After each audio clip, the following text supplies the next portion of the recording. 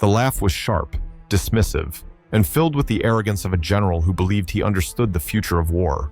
In smoke-filled strategy rooms, German commanders ridiculed reports of a new American bomber called the Flying Fortress. Too slow, they said. Too heavy, too awkward. A sky-bound monster that would fall apart the moment it met real fighters. The B-17, to their eyes, was a lumbering joke.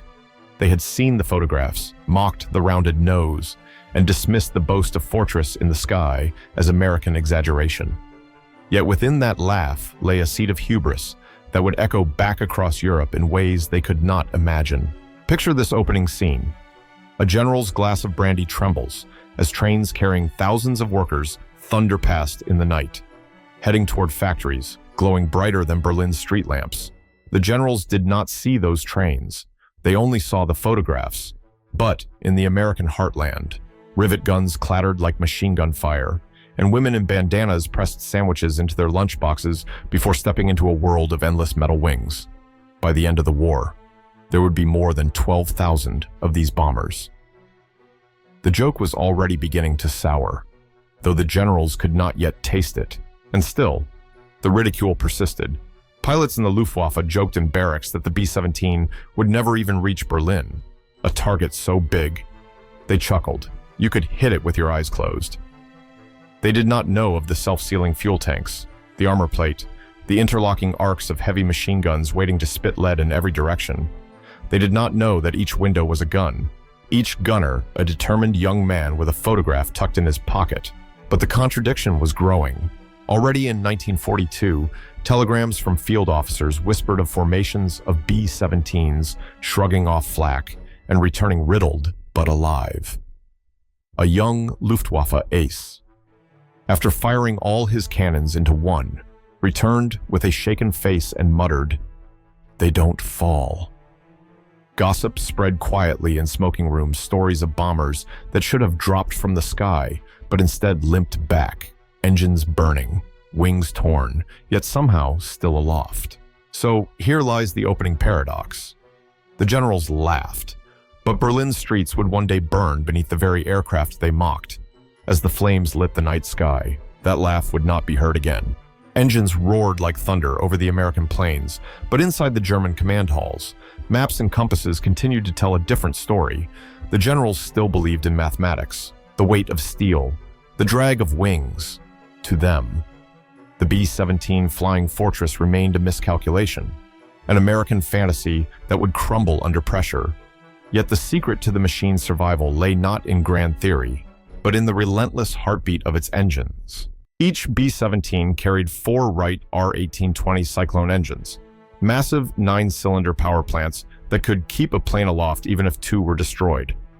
Stories began to spread among bomber crews, a fortress limping home on a single burning engine, its propeller frozen stiff, yet somehow touching down in England with crew still alive. Engineers had designed redundancy into every bolt, every cable, every hose. What German officers laughed at as excess was, in fact, the secret to endurance. One diary entry from a captured German pilot told of his disbelief after emptying his cannon into a fortress, seeing flames trail from its wing, and then watching in awe as it held formation.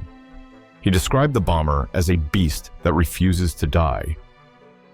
Another prisoner, once an air defense officer near Bremen, admitted years later that their calculations were shattered by the resilience of the bomber's design, where they had expected 1 in 3 to fall. Sometimes only 1 in 20 was lost. On the other side of the ocean, in American factories. Small details of everyday life revealed how this strength was forged. Workers sipped burnt coffee from tin mugs, wiped their oily hands on aprons, and returned to rivet guns that hammered endlessly. A woman in Wichita laughed with her friend about how many blisters she had after her first week on the line, never realizing she was building the very engines that would outlast Luftwaffe attacks. These anecdotes, seemingly ordinary, carried within them the extraordinary resilience of a nation that refused to tire. The generals still mocked the plane's profile, its heavy fuselage and clumsy wings. Yet by 1943, the sound of those engines filled the skies over occupied Europe. One fortress could take the punishment of 30 fighters, and still, improbably, find its way home. when Luftwaffe pilots realized they needed to pour everything into a single bomber just to bring it down. The laughter began to fade, and so the B-17's engines became symbols of defiance. They were not just machines, but voices speaking across the Atlantic, whispering to Berlin, "We will come again tomorrow." The part ends not with laughter, but with a question that haunted German officers. If one engine could carry an aircraft across a continent, how many engines could carry America across a war? Steel clanged, whistles echoed, and the night skies above Detroit, Seattle, and Wichita glowed with factory lights that never dimmed. If German generals had stood there, they might have stopped laughing. The B-17 Flying Fortress was not just an aircraft. It was the visible proof of America's greatest weapon, its factories. At Boeing's Plant 2 in Seattle, long assembly lines stretched farther than the eye could follow. Men and women in overalls moved in rhythm, like a vast orchestra. Rivet guns snapped in syncopation with conveyor belts. Sparks flew from welding torches, and cranes groaned as they lifted entire fuselages into place. It was here that a bomber rolled off the line every single hour. No pause for holidays, no pause for exhaustion. The war had turned the very rhythm of life into a machine. The gossip inside those walls was telling. A worker wrote to his sister that he hadn't seen the stars in months, because every night ended under the factory's blinding arc lamps. Another boasted about eating his lunch sitting on the wing of a half-finished fortress, a sandwich balanced on aluminum that would soon thunder across the Atlantic. A riveter once joked that he could recognize his own work when he spotted a newsreel clip of a bomber flying over Europe. These quiet human notes revealed what no statistic alone could, that the war was fought not just with bombs, but with blisters, jokes, and fatigue carried by ordinary people. And the numbers were staggering. By 1944, the United States had produced more than 5,000 B-17s in a single year. Compare that with Germany's entire fleet of long-range bombers, numbering barely a fraction. The generals who had laughed at the B-17 as a clumsy beast now faced a beast multiplied into thousands. Every time one fortress fell, two more seemed to rise in its place. The psychological toll on German planners grew heavier. Reports from intelligence officers noted the endless flow of American bombers. As if the sky itself had become a conveyor belt of destruction, the B-17 was no longer a single aircraft. It was a storm, manufactured in daylight, boxed into crates of steel, and shipped across oceans. At the close of this part, imagine the image of an endless train at night, boxcars filled with engines, wings, and fuselages rolling past sleeping towns. Children dreamed in their beds, unaware that their lullaby was the distant whistle of a train carrying pieces of a machine that would set Berlin ablaze. The skies above Fortress Europe became a theater of shadows and flame. Dawn after dawn, formations of B-17s lifted from English airfields, their wings glistening with dew, their bellies heavy with bombs. To German civilians gazing upward, the sight was almost unreal, hundreds of bombers flying in tight boxes. A steel armada stretching horizon to horizon. To Luftwaffe pilots, it was not spectacle, but dread. Every fortress bristled with up to 13 50 caliber machine guns. Nose, tail, waist, top, and belly, each angle covered. Interlocking arcs of fire turned the sky around a formation into a spinning wall of lead. When a fighter dared to attack head-on, it flew into a storm of tracer fire, each red streak cutting across the blue like burning threads. The first attacks were bold, almost cocky, but slowly. The Luftwaffe learned the price. One ace admitted that assaulting a formation felt like diving into a hurricane made of steel. Amid the chaos, small details spoke of the human struggle. In the waist gunner's position, young men often tied scarves around their necks, not for style, but to keep sweat from freezing into ice. Pilots chewed on sticks of gum, both to ease ear pressure and to calm nerves. A crewman once scribbled in his logbook mid-flight, "Sky filled with angels of death," then drew a crude sketch of his coffee thermos rattling beside the gun mount. These moments, fleeting and almost domestic, revealed the strange collision between the ordinary and the catastrophic. German anti-aircraft batteries tried to carve holes in the formations. Shells burst in black clouds, rocking the bombers, leaving jagged holes in their wings, yet still the formations held. Even when a fortress lost altitude, it would be escorted down by its brothers. refusing to break apart. This solidarity, machine and man woven together, broke the pattern of air warfare as Germany had known it. The generals, who once dismissed the B-17 as an awkward monstrosity, now faced the bitter truth. No matter how many fighters scrambled, no matter how many flak guns thundered, the bombers kept coming. Their shadows swept over fields, rivers, and factories.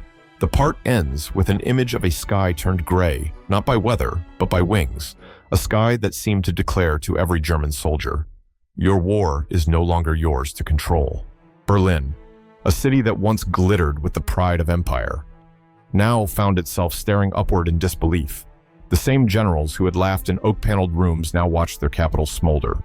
The B-17 formations had grown into waves, carrying destruction not just to factories and rail lines, but to the very heart of the Reich.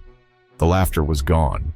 In its place, the sound of bombs echoing through the Unter den Linden and fires raging in neighborhoods where children once played. Precision was the promise of the B-17, though precision in war is always a cruel paradox. Crews studied maps late into the night, tracing routes to industrial centers, rail yards, and oil refineries. Yet as bombs fell, whole districts of Berlin shook. A diary discovered after the war recorded the shock of a young girl who described the night sky as if the stars themselves had fallen and set the city on fire. The generals had underestimated not only the machine, but also the sheer persistence of its mission. There was gossip even among prisoners of war. Captured German officers whispered in the camps about the night the Siemens factory was reduced to rubble, about colleagues who vanished beneath firestorms. Some admitted privately that they had never imagined Berlin itself could be threatened from the air. One POW in Texas, sitting in a dusty barracks, was overheard muttering, "They built a mountain of wings, and it buried us." The human toll was staggering. Whole neighborhoods gone in a night, fires so fierce that oxygen was sucked from basements where families hid. Yet what unnerved the German high command most was not a single raid, but the relentlessness. If Berlin burned on Monday, the bombers returned on Tuesday. If refineries were repaired by Friday, the sky was darkened again by Saturday. The fortress was not a single event, but a constant pressure, eroding the Reich's will day after day. And so the irony hardened into tragedy. The aircraft once mocked as a flying coffin became the machine that carried fire to the very streets of Berlin. Now, I want to ask you, the audience, if you had been standing in Berlin in 1944, watching the sky torn open by bombers, what would you have felt? Terror, anger, or resignation? Share your thoughts in the comments. Your reflections bring these stories back to life. In the camps of America, far from the smoking ruins of Europe, captured German soldiers lived under the shadow of the very bombers they had once ridiculed. Behind barbed wire in Texas, Oklahoma, and Georgia, they built gardens, played football, and sat through long evenings of restless silence. Yet the memory of the B-17 followed them even across an ocean. One POW recalled his first train ride across the American Midwest, passing through endless plains.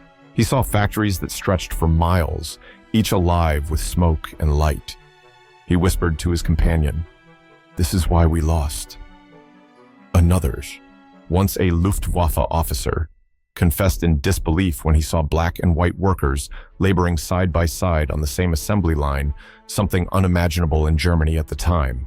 Small details like a worker's lunchbox filled with meat and fruit, more food than some German families saw in a week, shook their assumptions more than speeches ever could. In the barracks, gossip spread like fire. Some prisoners admitted that the B-17 seemed immortal, that no machine should take that much punishment and fly. Others, hardened officers, sat in silence when news arrived of another raid on Hamburg or Berlin.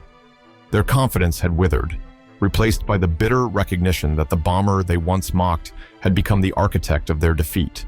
Even in captivity, the contradiction gnawed at them. They had mocked its shape, laughed at its bulk, and sworn it would never reach Berlin. Yet now they ate their meals in wooden halls built under the quiet hum of American factories still producing bombers. To some, the sound of a distant train whistle through the camp fence was enough to recall the endless convoys of parts moving toward new fortresses. The B-17 had become more than a weapon. To these men, it was a symbol, a constant reminder that they had underestimated not just the plane, but an entire industrial world, in quiet moments. When guards were not listening, some even admitted that America's true strength lay not in its soldiers, but in its factories of steel and light. And so, I ask you directly, what do you think breaks an enemy faster, the loss of a single battle, or the crushing realization that their entire worldview has collapsed? Share your thoughts below, because history is not just about events, but about the way human beings respond when their certainty shatters. The general's laughter was long gone. In its place, silence, the silence of men who knew they had mocked the wrong enemy. As the war staggered toward its bloody end, the echoes of the flying fortress lingered not only in the ruins of German cities, but in the memories of those who survived them. For the generals, the B-17 had become an emblem of misjudgment. What they had once ridiculed as a bloated monstrosity had instead burned itself into the very fabric of Europe. For civilians, it was the nightly wail of sirens, the trembling walls of cellars, the endless wait for dawn, for air crews. It was the groan of engines straining against flak and the sight of a comrade's bomber slipping into a spiral of smoke. Yet, within this tragedy, small human moments endured. A letter smuggled from a German factory worker spoke of the unbearable fatigue of rebuilding machines, only to see them destroyed again within days. In another, a young American gunner described carving initials into the butt of his machine gun between raids, as if clinging to a small token of permanence in a world that was constantly breaking apart. In a POW camp in Arizona, an older German soldier confessed to a guard that he dreamed of rivet guns instead of cannon fire, the rhythm of production haunting him more deeply than the roar of battle. By 1945, the B-17 had dropped more than 640,000 tons of bombs on Europe. Entire landscapes were altered, industries shattered, morale broken. The statistics themselves became overwhelming, but numbers alone could not capture the psychic weight. What truly remained was the image of resilience of bombers limping home with gaping holes, of crews bandaged and exhausted, of cities lit by flames that would never be forgotten. The laughter that had once filled German strategy rooms had been silenced by fire. No toast of brandy could erase the fact that Berlin had burned beneath the wings of the machine they had scorned. This chapter closes not with the roar of engines, but with the faint memory of silence. After the raids, a silence heavier than noise, filled with the knowledge that a world had shifted forever. When the echoes of war finally faded, the sound that lingered was not only the roar of engines or the crash of bombs, but the silence that followed, the B-17 flying fortress. Once a target of ridicule, had become more than a machine of war. It had been a lesson carved in steel, a reminder that arrogance can blind even the most seasoned commanders, and that power lies not only in weapons, but in the will to sustain them. For the German generals, their laughter had turned into a bitter memory, a symbol of miscalculation that haunted their reflections in the years that followed. For the prisoners of war who had once mocked its form, the bomber became an unspoken teacher. It showed them a world where industry, abundance, and determination created strength they had never imagined. And for the American workers, the ones who ate sandwiches on unfinished wings and wiped grease from their hands before returning to the line, the B-17 was proof that their quiet labor could alter the course of history. History often remembers the blaze of battles and the names of leaders, but beneath it all are the ordinary moments, the click of a rivet gun, the rattle of a thermos in a gunner's turret, the train whistle cutting across the plains at midnight. These fragments remind us that war is not only destruction, but also a vast web of human lives, colliding and reshaping one another in ways they cannot predict. And so, as we reflect on the laughter that once dismissed the flying fortress, we see the fragility of certainty and the power of perseverance. Machines rust, cities rebuild, but the lessons of arrogance and endurance endure. The past speaks, if we listen closely,